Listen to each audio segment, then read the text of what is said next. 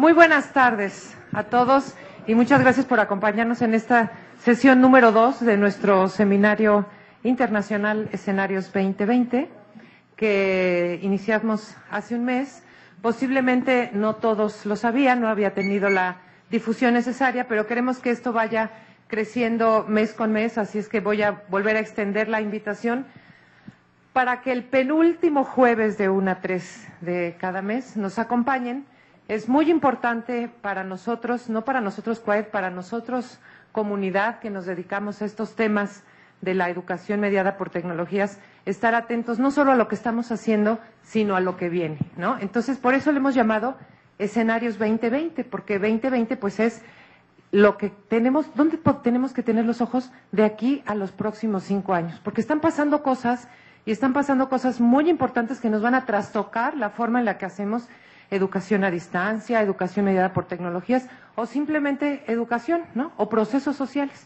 Y esas cuestiones que están pasando y que están relacionadas o derivan de los desarrollos tecnológicos, pues tenemos que tenerlas en cuenta para ver por dónde nos vamos a conducir, por dónde nos vamos a orientar y para no estar como tradicionalmente ha estado la educación, arañando y tratando de alcanzar a los desarrollos de la sociedad, de las sociedades, de la tecnología, ¿sí? Pues de lo que ocurre en el mundo, ¿no? La educación tiene una función transformadora a la que tenemos que atender y eso solamente si ponemos los ojos adelante de lo que viene para empezar no solo a planear, sino a actuar en consecuencia y a poder hacer pues propuestas y planes articulados que permitan estar, digamos, pues no solo a la vanguardia, sino realmente poder atender las necesidades sociales, ¿no? El tema del crecimiento de la cultura digital, la popularización de la tecnología, pues nos rebasó, ¿no? Y eso lo tenemos que aprender, lo tenemos que entender. La tecnología creció muy rápido, se transformó muchos procesos sociales, económicos, los mercados, y en la escuela estamos tratando de introducir hoy las tecnologías en el aula. Entonces, eso 20 años después, ¿no? Y ahí andamos, ¿no? Todavía haciendo formación de profesores, intentando comprender la forma en la que nuestros estudiantes hoy aprenden, hoy realizan sus procesos cognitivos, hoy socializan, hoy interactúan, hoy hacen transacciones, hoy se enamoran, ¿no? O sea, todo está mediado por la tecnología.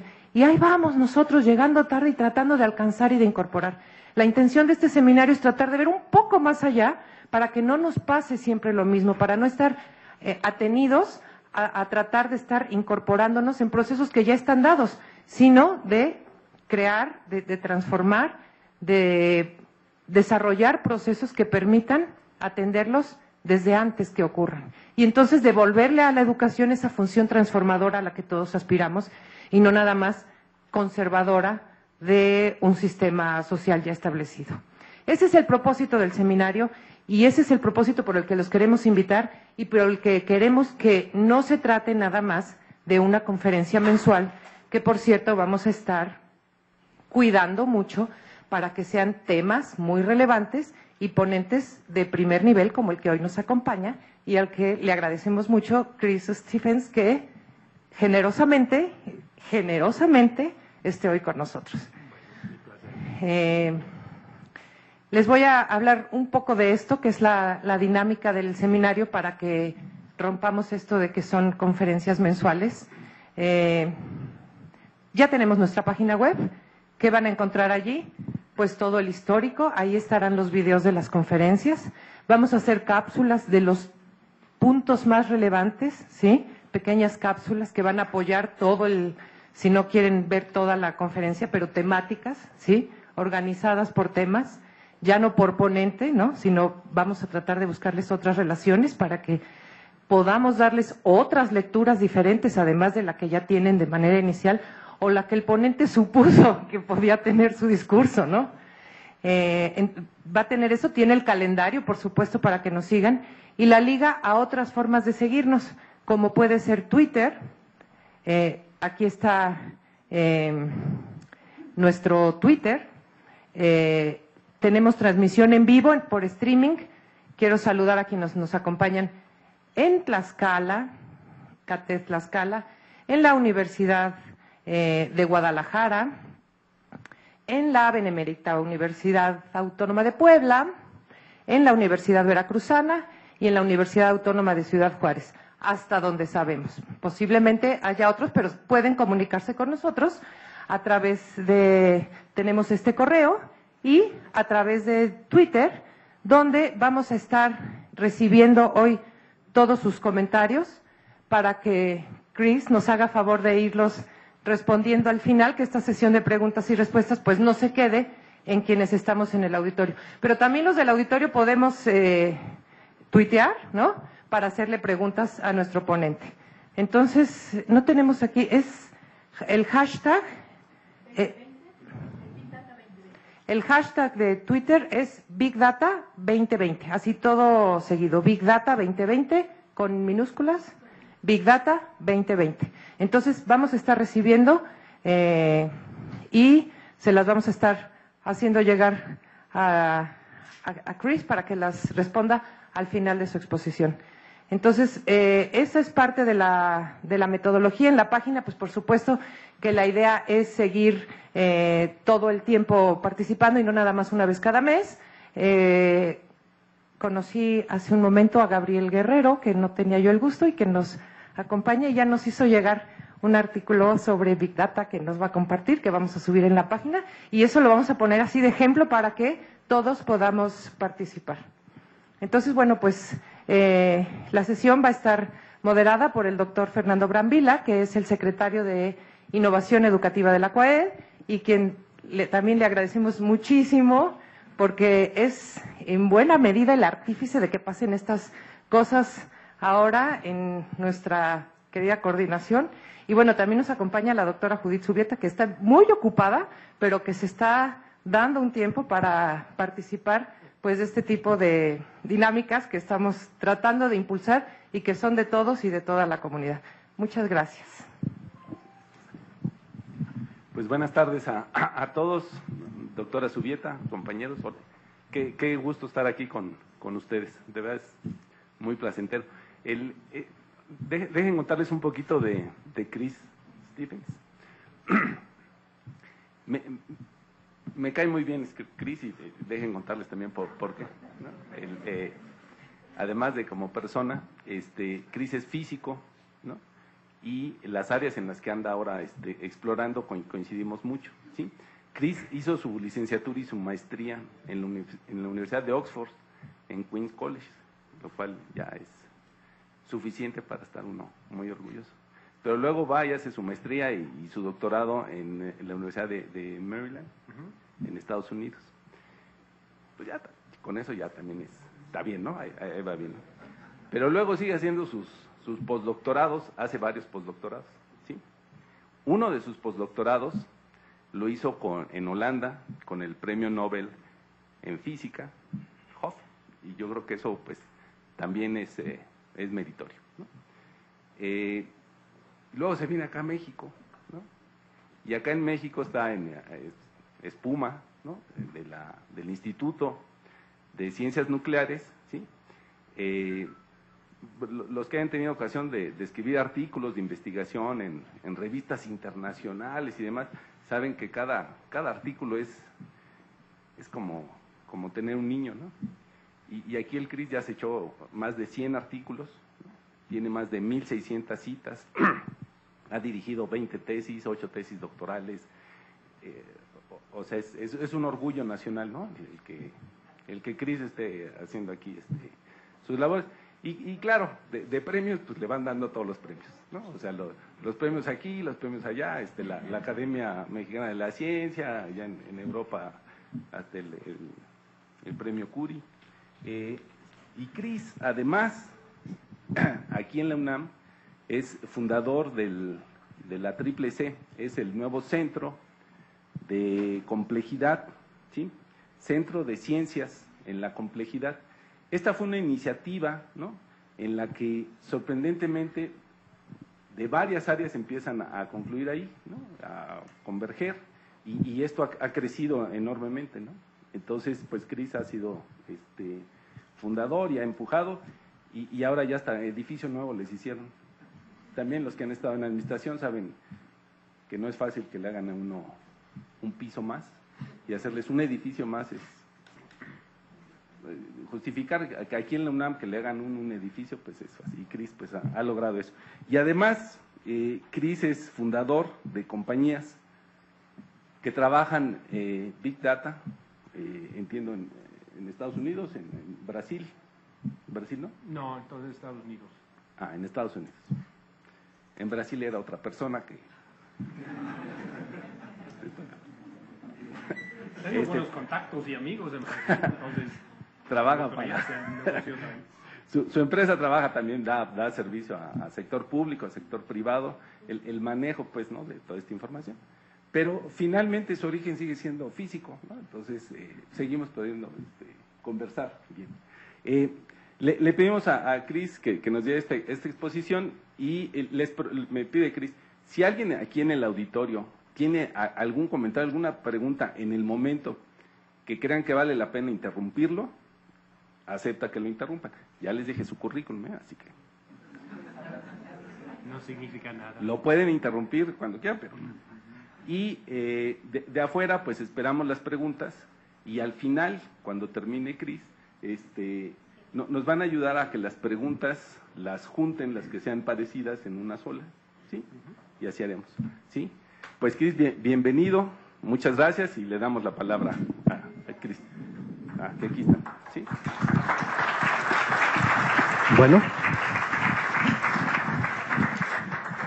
Ok, vamos a la plática.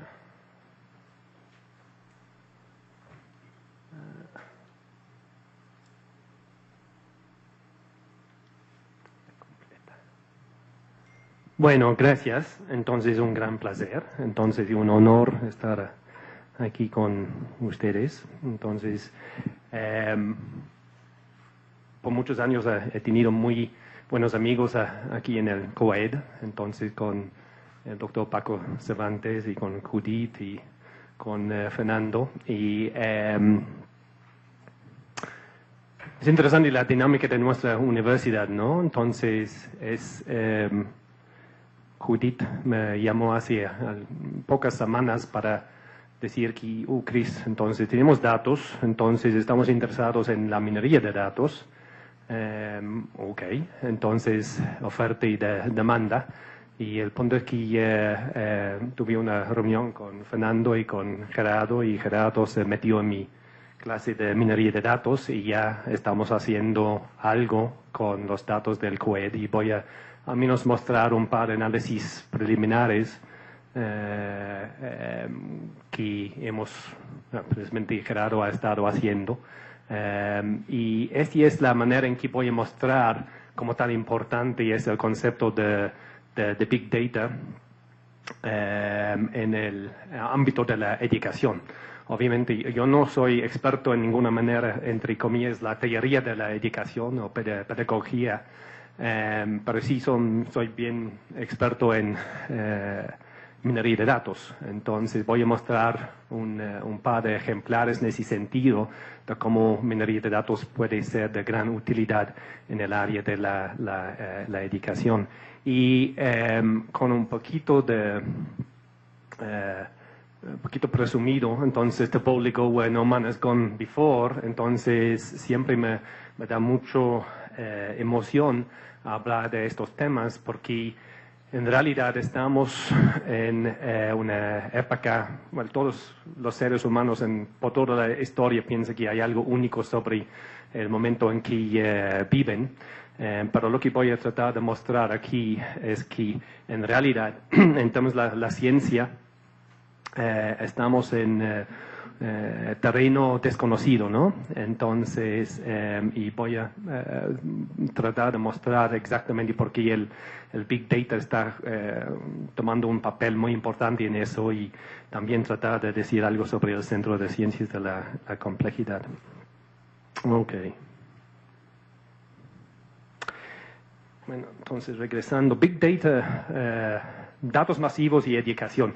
El primer punto para decir que no me gusta para nada el término Big Data o datos masivos.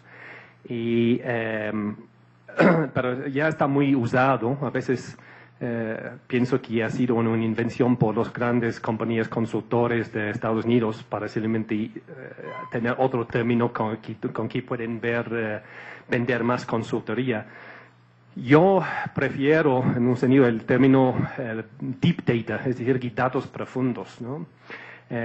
Porque si yo tengo el nombre y dirección de cada persona en el planeta, sí puede ser big data, pero no me dice mucho, ¿no? Pero si yo entonces conozco mucho sobre pocas personas y estas personas son representativas, digamos, y sí me puede decir mucho.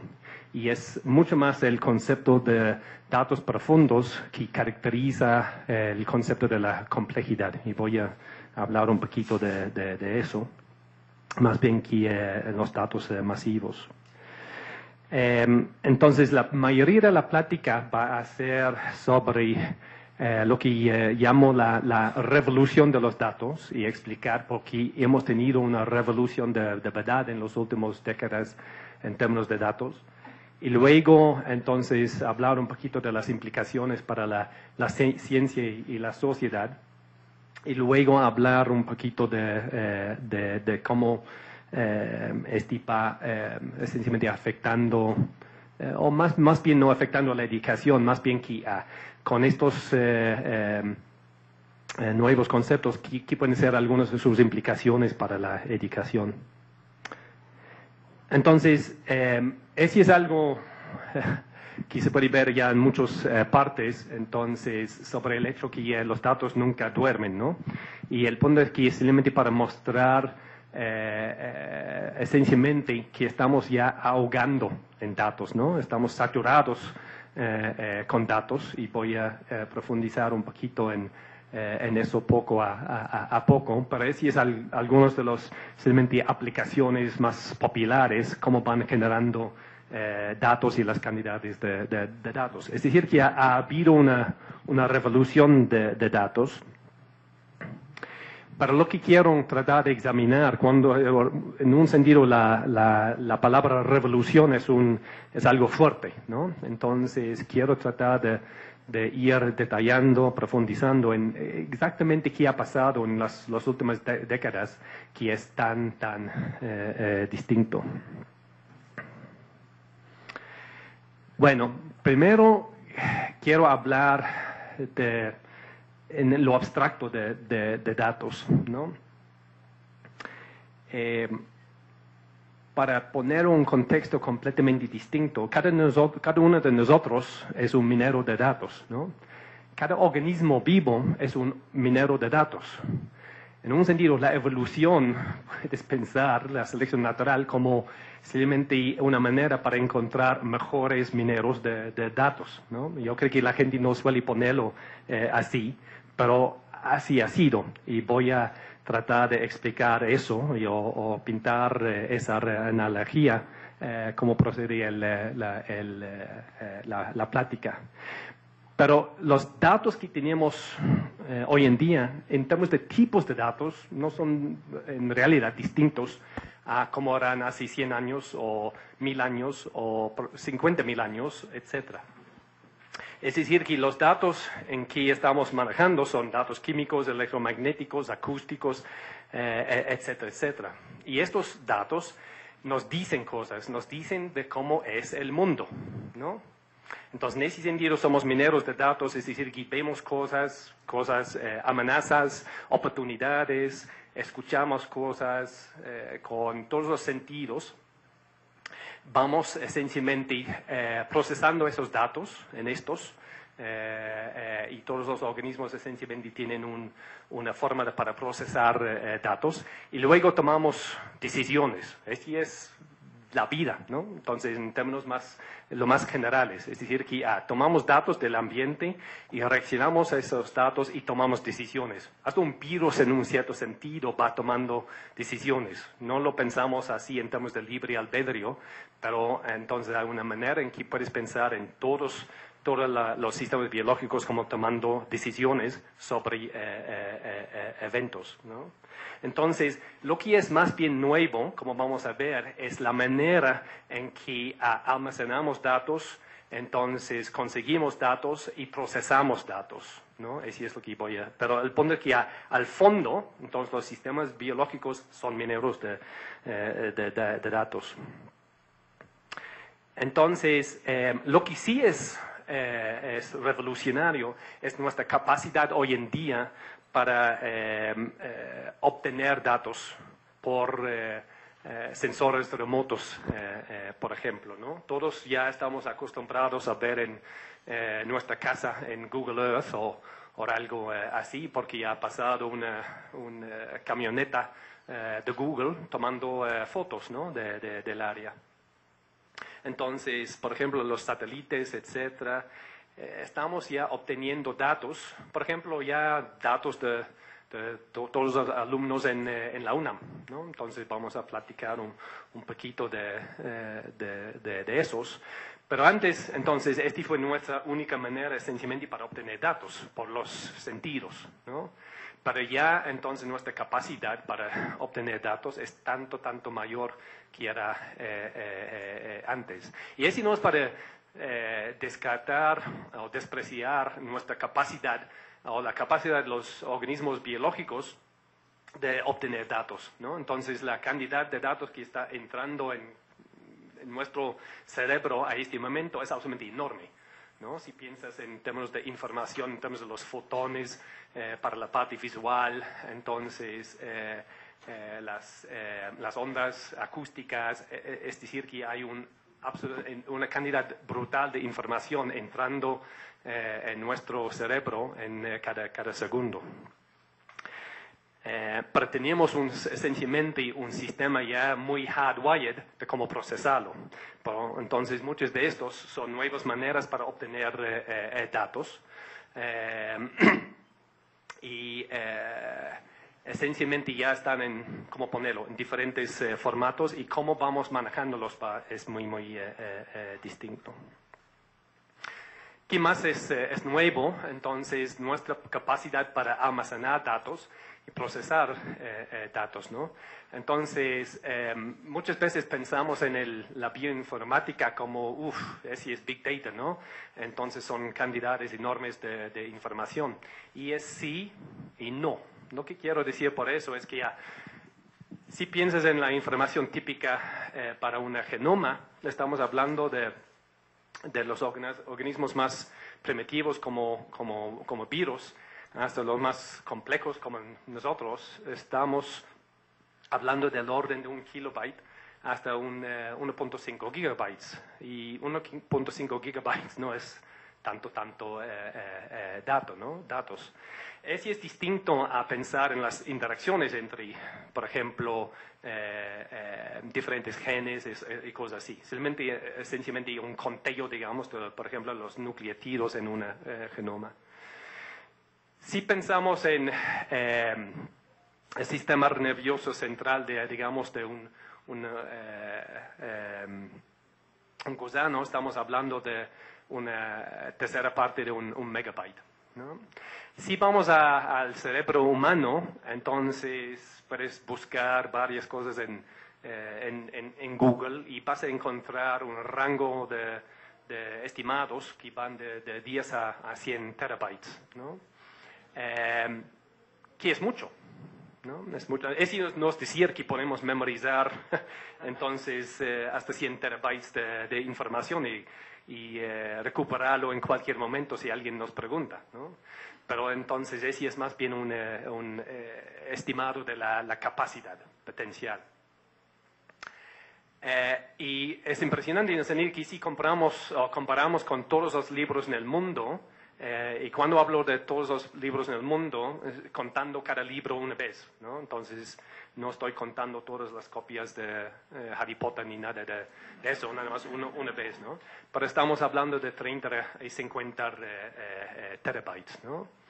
Y pensando en todos los libros en el mundo, pensado así como libros, se siente como una cantidad enorme de información. Pero cuando lo ponemos en gigabytes, terabytes, etcétera, etcétera, ya no suena tanto cuando lo comparamos con lo que estamos generando electrónicamente en términos generales, ¿no?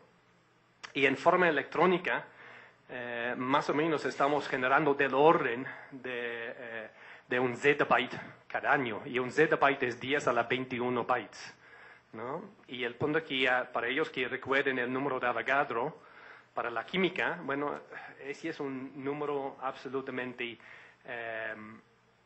abrumador, ¿no? Lo que quiero decir es que estamos hablando de datos de tanta magnitud, que estamos hablando de como un dato para cada molécula en un, en un volumen macroscópico de aire o algo así, ¿no?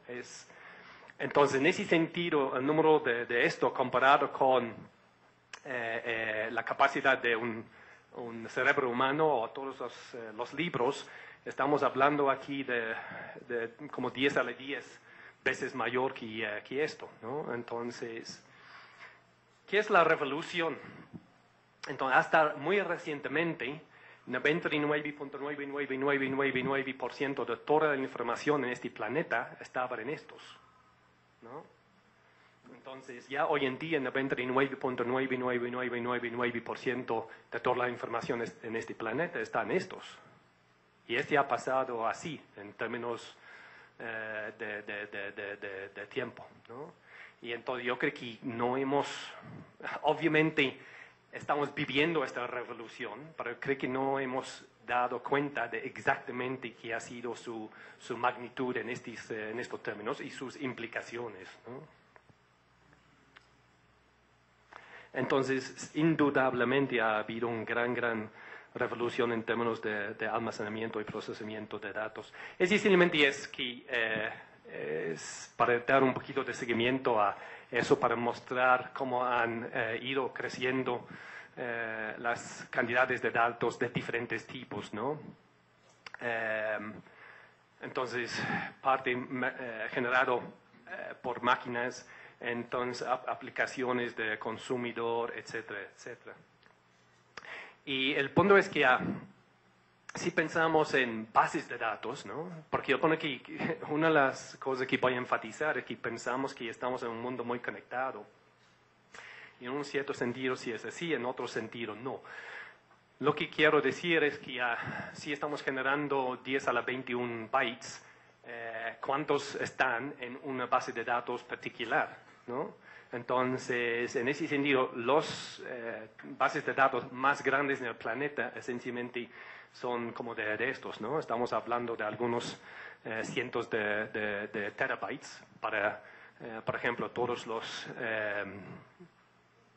llamadas hechas a través de AT&T en Estados Unidos, todos los libros que están en la Biblioteca del Congreso en Estados Unidos, Amazon, o probablemente es lo más grande, eso sobre cambio climático, simplemente datos climáticos, ¿no?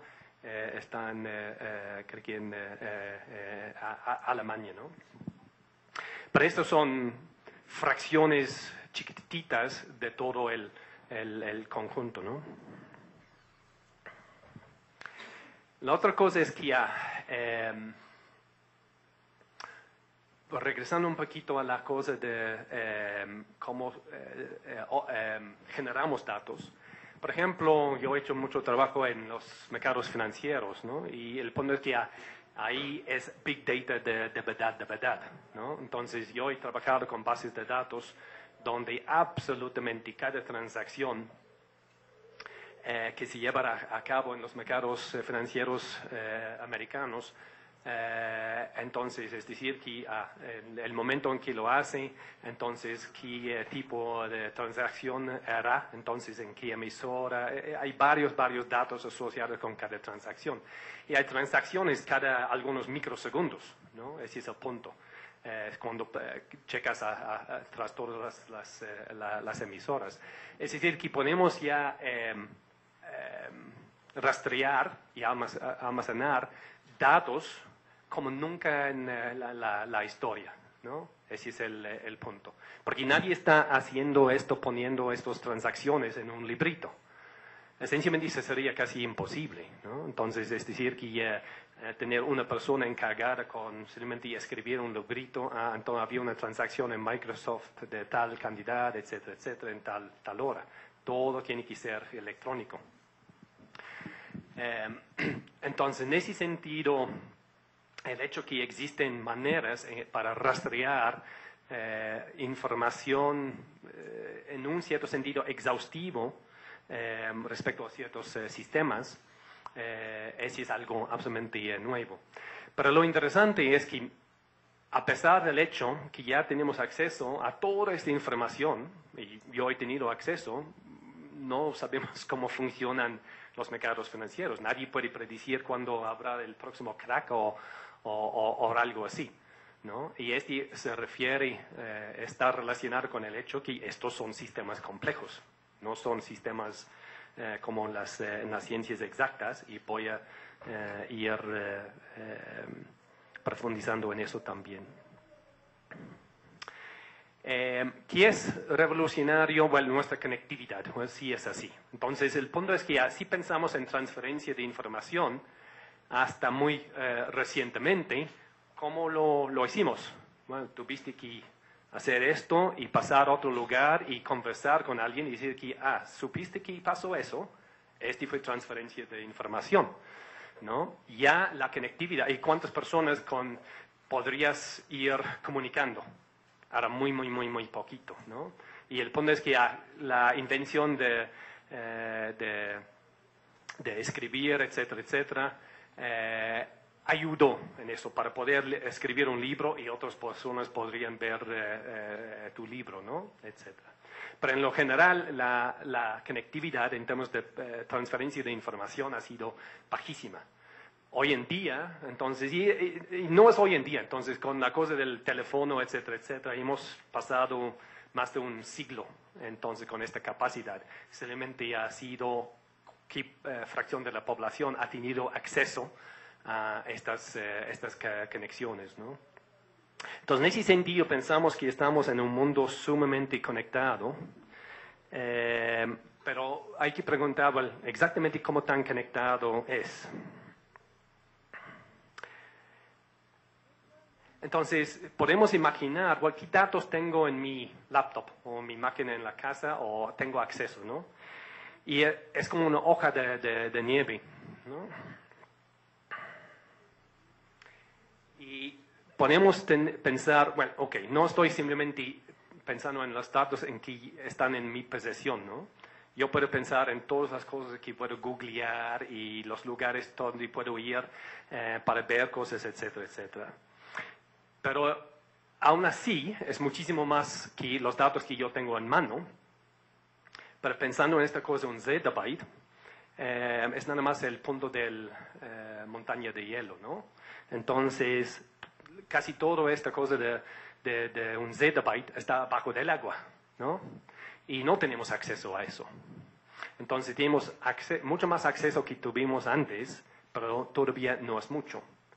Y uno de los grandes retos que vamos a tener en el futuro es qué hacemos con lo que está abajo del agua. Porque abajo del agua hay todo el potencial de lo bueno y lo malo. Lo que quiero decir es que yo paso mucho tiempo con tratar de conseguir datos del sector médico, ¿no? Del sector de salud.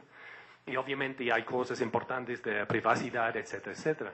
Pero hay manera para salvar vidas, hay en esos datos, ¿no? Y entonces, ese es el punto de este mundo de esta revolución de datos. Hay potencial para mejorar la calidad de vida de los seres humanos tanto, ¿no?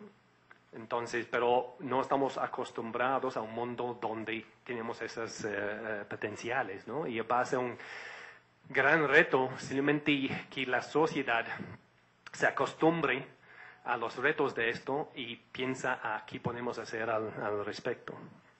Es decir, por ejemplo, hay muchas cosas éticas en políticas públicas, etcétera, etcétera. ¿Quién debería tener acceso a un cierto conjunto de datos, no?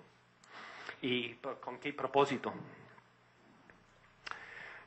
¿Qué más es revolucionario? Nuestra capacidad de búsqueda, esa es de verdad revolucionaria. Antes de la invención de escribir, entonces, el primer motor de búsqueda fue simplemente encontrar a la persona quien sabe lo que tú quieres saber, ¿no? Entonces, y eso es muy importante, hasta con los primates, ¿no? Entonces, el punto es que hay una gran socialización entre los primates y nosotros en este sentido somos iguales y probablemente mucho en términos del primer motor de búsqueda fue sobre chismes, ¿no? Entonces, para ir hablando con otro y pasando información uno al otro. No tiene que ser información objetiva en este sentido. Entonces, después de eso, con la invención de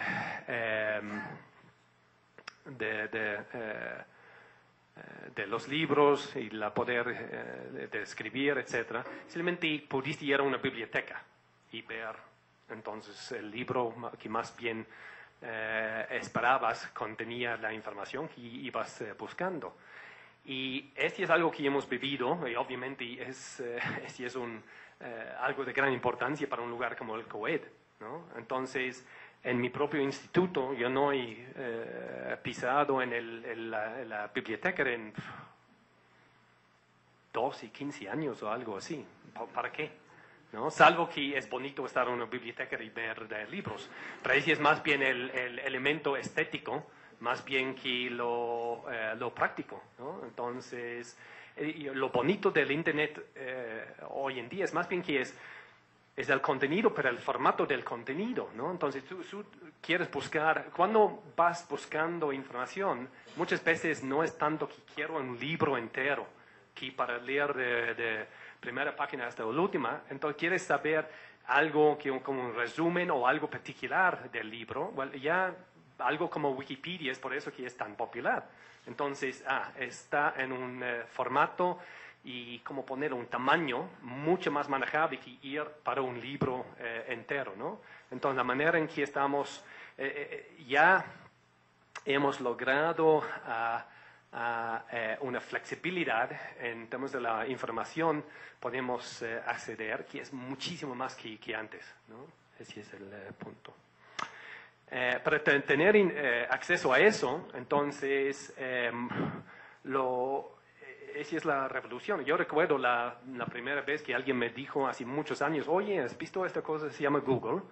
Entonces, no había nada más pues, similar todavía. Entonces, casi una página con nada, salvo una cajita y pones tu cosa y aparecen todas estas cosas que, wow. Entonces ya puedes ir esencialmente dejando a la computadora, digamos, hacer todo el trabajo que tú habrías hecho aquí en la biblioteca o tratando de buscar cierta persona, etcétera, etcétera.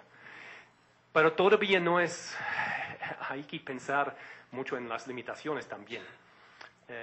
Para desviar un poquito, la idea del C3 es que simplemente aprovecha de lo que ya tenemos en la UNAM y otras partes también,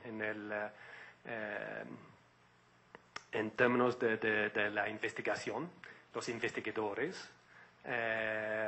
Entonces, tenemos expertos en casi cualquier tema en nuestra universidad.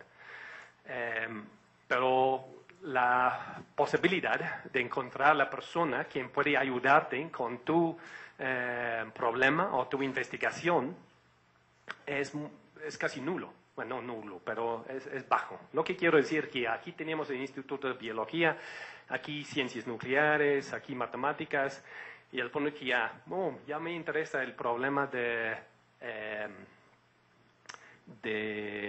un problema ecológico o algo así. Entonces, uno de mis proyectos recientes con un grupo muy grande interdisciplinario era sobre enfermedades emergentes, ¿no? Como la leishmania o la leishmaniasis o la enfermedad de Chagas.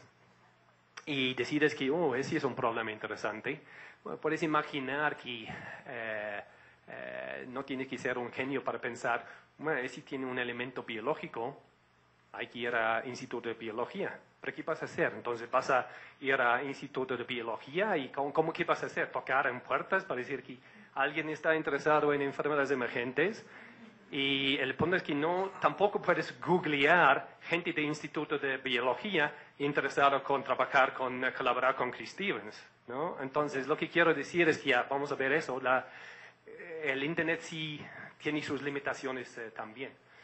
Entonces, la idea del C3 en ese sentido es una de las invenciones humanas que ha funcionado súper bien, es el concepto de un mercado, ¿no? Porque con un mercado tú tienes un cerdo que quieres vender, entonces otra persona tiene una vaca, entonces, ¿qué vas a hacer? Simplemente ir con tu cerdo, tocando otra vez en todas las puertas, pasando por todas las granjas, alguien quiere comprar un cerdo, ¿no? No, entonces, la idea de un mercado es que es un punto central donde en un cierto momento, entonces todos los que quieren vender este tipo de producto y comprar este tipo de producto van ahí. Y es una eficiencia absolutamente enorme comparada con búsqueda al azar, ¿no? Entonces, en ese sentido se puede imaginar que el C3 es una manera de tratar de hacer eso, pero en términos de conocimientos. Es decir, que aquí ya tenemos grandes problemáticas como diabetes y obesidad o envejecimiento o algo así. Bueno, entonces hay un Instituto Nacional de Geriatría etcétera. Pero, entonces se puede imaginar que estas grandes problemáticas pueden estar solucionados por nada más una disciplina, los médicos o los físicos en eso, o cómo vamos pensando en tener un espíritu mucho más interdisciplinario y más bien los mecanismos necesarios para tratar de fomentar eso. Es la idea del C3. Para pensar en esta cosa de cómo tan bueno es nuestra capacidad para buscar información a través de algo como Google. Si, por ejemplo, pones en Google los ríos más largos en el mundo, así, te va a dar precisamente la información que quieres, ¿no? Entonces, si, por ejemplo, yo puse aquí Early Victorian Educational Reforms, es decir, las reformas educativas en el sistema educativo, pero en la etapa de Reina Victoria en Inglaterra, pero en la primera parte de su reino, ¿no? Y el punto es que lo que sale así son cosas sobre el estado de Victoria en Australia. Entonces, casi todo sobre eso. Entonces, el punto es que semánticamente es mucho más difícil, porque es un poquito aquí, entonces puse sobre alfabería de etapa tarde, entonces de los etruscanos, ¿no?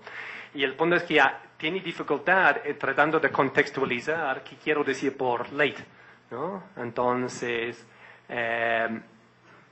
es decir que las búsquedas en Internet es que entonces son muy rápidos, pero son muy estúpidos relativamente, ¿no? Y el punto es que uso la palabra estúpida en términos de comparar con nosotros, ¿no? Entonces, el punto es que ya tenemos como el traductor de Google, ¿no? Que ya puede ir traduciendo cosas. Pero el punto es que hay que ver cosas así como, mira, es más como un pájaro imitando hasta un cierto punto, a veces entiende, ¿no? Y yo creo que el punto es que las máquinas no entienden, ¿no? No hemos desarrollado casi para nada la capacidad de la inteligencia computacional para entender. La semántica es tan profundamente difícil, ¿no? Y entonces lo que estamos haciendo con las máquinas son cosas impresionantes, pero relativo, relativamente a nuestra capacidad semántica, son muy estúpidas. Y yo creo que entonces mucho de este siglo, entonces habrá muchísima investigación sobre tratar de ir empujando más bien la capacidad de las máquinas para entender o ser más semánticamente hábiles. Bueno, si pensamos en si o no es revolucionario la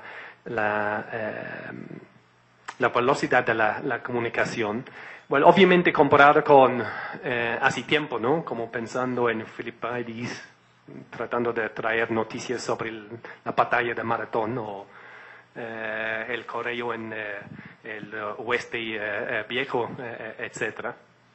Pero hay que pensar que ya hace más que un siglo, casi siglo y medio, no hemos mejorado la velocidad de comunicación, porque no se puede, porque va a la velocidad de luz y no hay manera para ir más rápido que eso.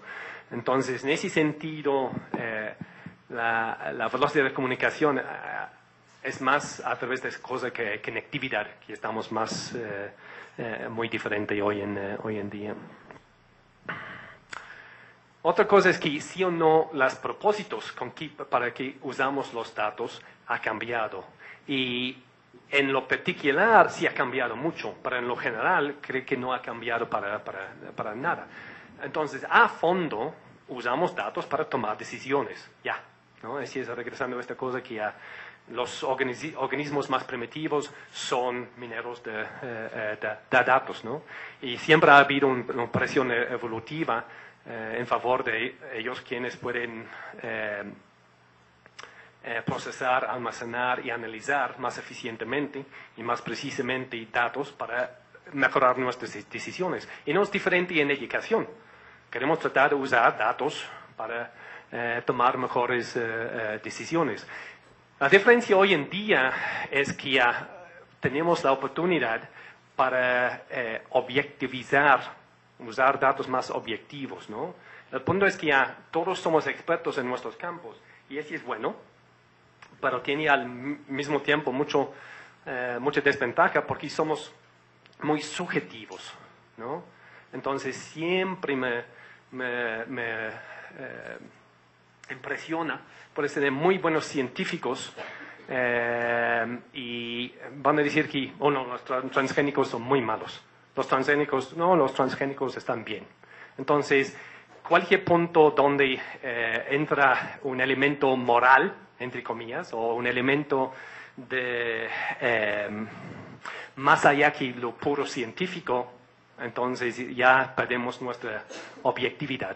Y es algo fundamental a los seres humanos, nuestra gran capacidad de autoengaño en términos de cuáles datos seleccionamos para apoyar nuestro punto de vista versus va en contra. Y eso es algo fundamental, porque si estamos hablando de una revolución de los datos, no significa que nosotros mismos hemos tenido una revolución para ser mejores en términos de cuáles datos vamos a examinar o utilizar.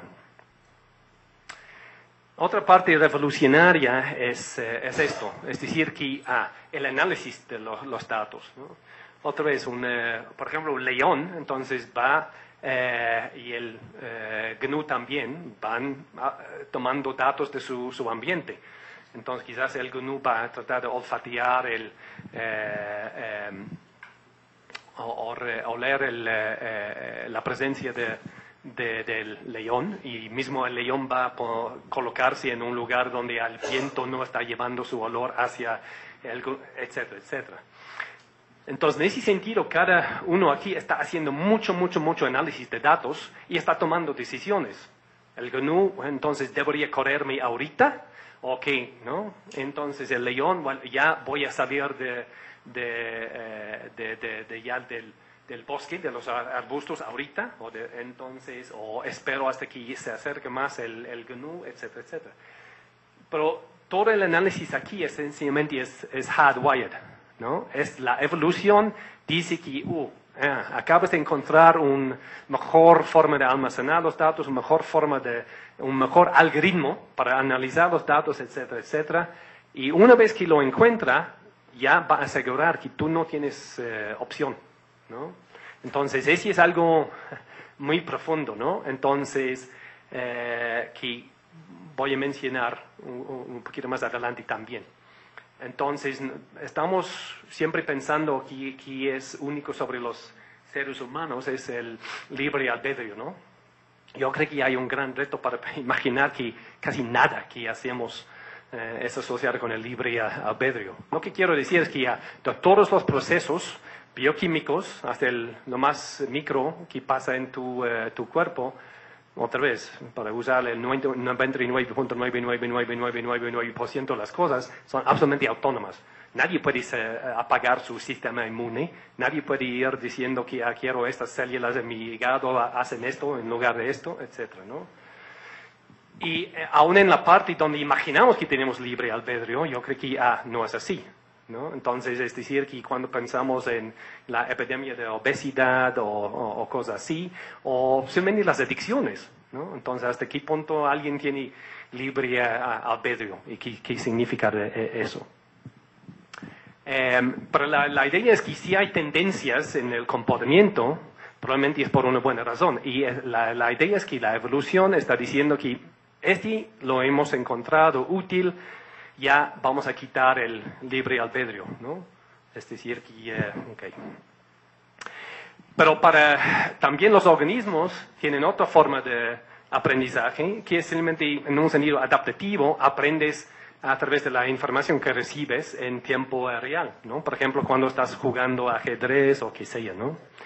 Pero con esta cosa de minería, o más bien que cosa, la revolución de datos con 10 a la 21 bytes de datos, lo que simplemente hay que darnos cuenta es que, wow, no hay nada que yo pueda hacer, entre comillas.